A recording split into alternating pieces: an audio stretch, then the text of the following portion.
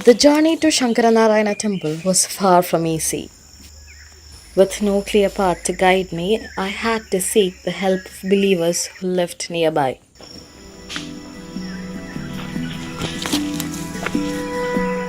With each step, I could hear the occasional rustle of leaves and distant calls of unseen creatures.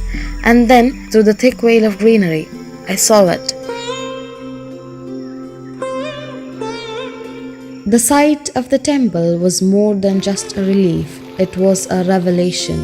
The temple is standing resilient against the relentless march of time. As you can see, most of the parts of the temple have been demolished. The very first that caught my attention was the Balikallu. The Balikallu was lying on the way proving there was once a way from the west to the temple.